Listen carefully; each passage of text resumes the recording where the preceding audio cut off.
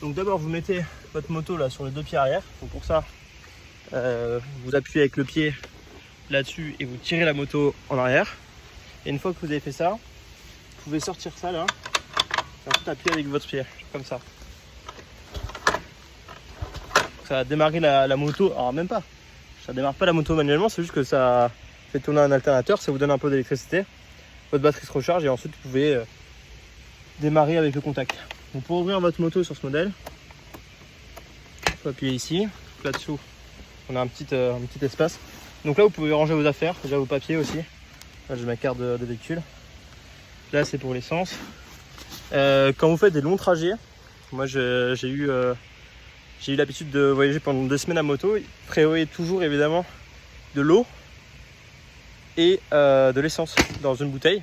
Prenez 1,5 litre plein d'essence, comme ça si jamais vous vous retrouvez vraiment un peu dans la merde, bah, vous avez toujours un demi plein d'avance, ce qui permet de faire les quelques dizaines voire centaines de kilomètres, voire la centaine de kilomètres qui vous séparera d'une station. Donc super important.